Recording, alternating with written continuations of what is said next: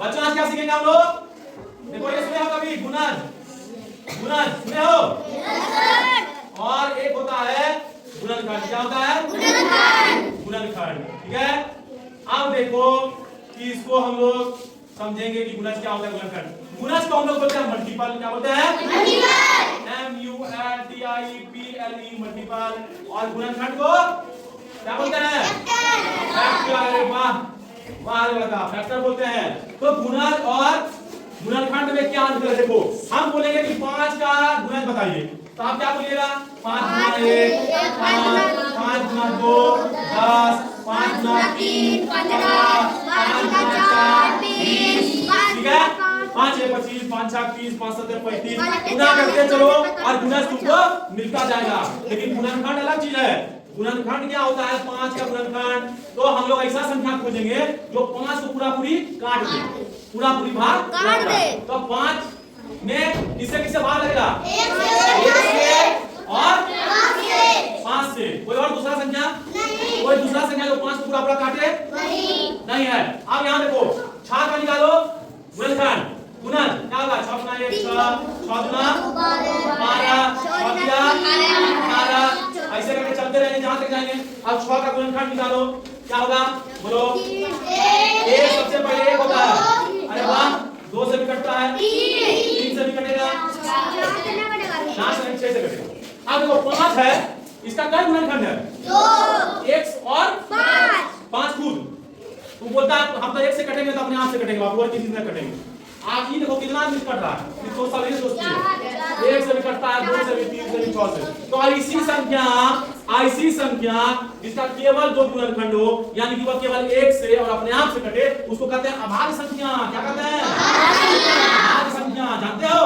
Yes sir. उसको कहते हैं अभाज्य संख्या। और अंग्रेजी में कहते हैं प्राइम नंबर। क्या कहते हैं? Prime number. प्राइम नंबर कहते हैं। और ये जो है ऐसी संख्या जिसका 2 से ज्यादा गुणनखंड हो। कितना गुणनखंड है इसका? 1 2 3 4।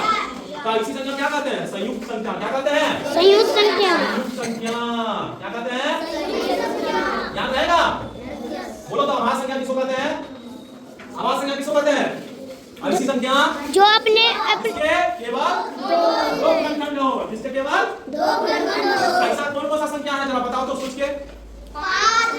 अरे भैया 5 से शुरू होता है। एक जो है ना ही अभाज्य है ना संयुक्त है, ना सम है ना विषम है। कहां शुरू होता है? अच्छा 2 किससे किससे कटता है? 2 से। हाँ और किसी से कटेगा? दो ही संख्या से तो कट रहा है, 1 से और अपने आप से। ये भी तो वही है, ये भी क्या है? अभाज्य संख्या। क्या है? अभाज्य संख्या है। तो सबसे पहली अभाज्य संख्या क्या है? 2। सबसे पहली अभाज्य संख्या 2। उसके बाद 3। जितना सम संख्या है उसमें केवल 2 ही ऐसी संख्या है जो बताए थे तुम लोग को कि वह क्या है? अभाज्य है।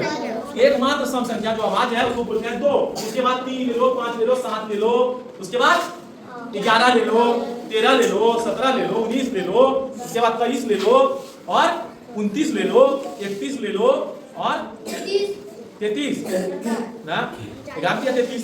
3 से भी कटता है 39, 33 या 39। 3 से कटेगा, 13 से भी कटता है, 1 से भी कटेगा, अपने आप से भी कटेगा। और बोलो 41। ठीक बोल रहा है लड़का। 41 43 भी होगा। बहुत सही। और बता 47 कैसे होगा? होगा रे 47 किसी भी पढ़ा मिला तुम लोग को? नहीं मिलता है। 47 भी होता है।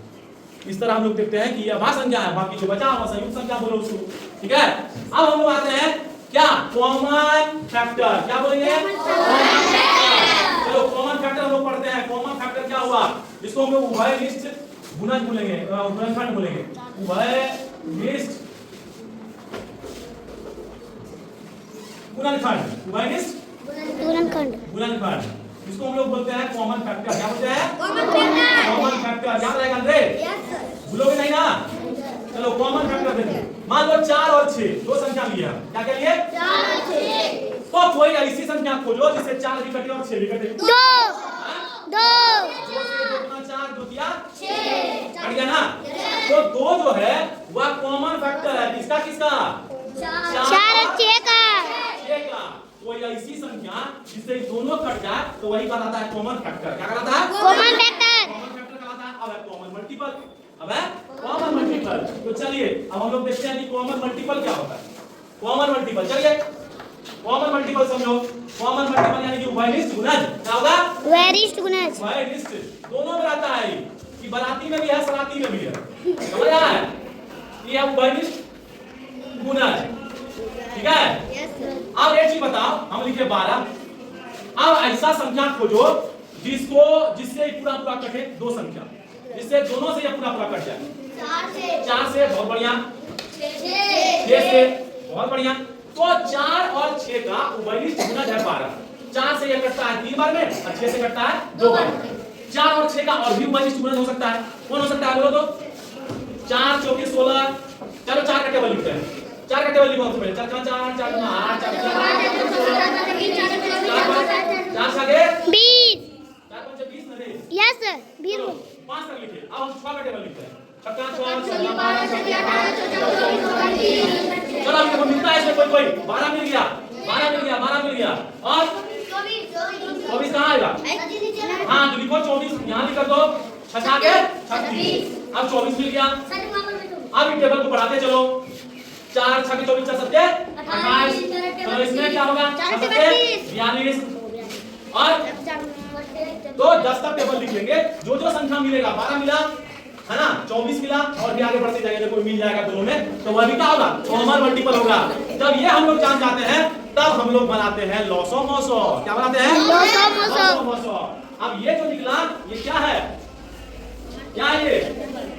Common multiple. क्या है? Common multiple. बहुत सही।